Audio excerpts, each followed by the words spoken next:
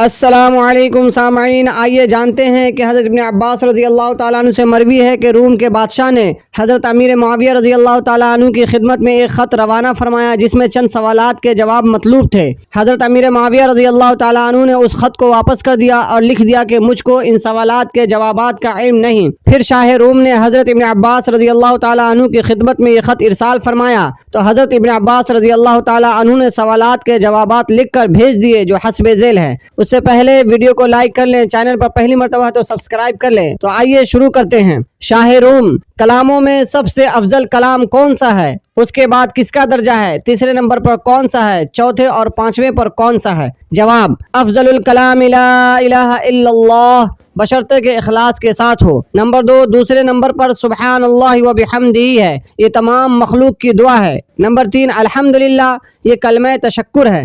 Number 4، اس کے بعد افضلیت اللہ اکبر کو ہے۔ نمبر 5، پانچویں نمبر پر افضلیت لا حول ولا قوت الا باللہ کو ہے۔ سوال: شاہ روم، مردوں میں اللہ کے نزدیک سب سے زیادہ مکرم کون ہے؟ حضرت ابن عباس رضی اللہ تعالیٰ عنہ۔ حضرت آدم علیہ السلام ہیں، اس لیے کہ اللہ نے ان کو اپنے ہاتھ سے پیدا فرما کر ان کو تمام چیزوں کے نام سکھلائے۔ شاہ روم، وہ چیزیں جنہوں نے ماں کے پیٹ کی مشقت کو نہیں جھیلا کون کون سی ہیں؟ ابن عباس: 4 ہیں۔ نمبر 1، حضرت آدم علیہ السلام۔ نمبر 2، حضرت حوا علیہ السلام۔ نمبر 3، حضرت صالح علیہ السلام کی اونٹنی جس کو اللہ نے پتھر سے پیدا فرمایا تھا۔ نمبر 4، وہ مینڈھا جو حضرت اسماعیل علیہ السلام کے بدلے میں ذبح کیا گیا تھا، اور بعد نے کہا کہ موسیٰ علیہ السلام کا عصا بھی انہی چیزوں میں سے ہے۔ وہ کون سی قبر ہے جو اپنے صاحب کو لے کر چلی؟ شاہ روم: ابن عباس: وہ حضرت یونس علیہ السلام کی مچھلی ہے، جب آپ دریا میں گرے مچھلی نے آپ کو نگلا اور لے کر چل دی۔ شاہ روم: مجرد اور قوس دونوں کیا کیا چیزیں ہیں؟ ابن عباس: مجرد تو آسمان کا دروازہ ہے، اور قوس سے مراد زمین کے اس ٹکڑے کے لوگ ہیں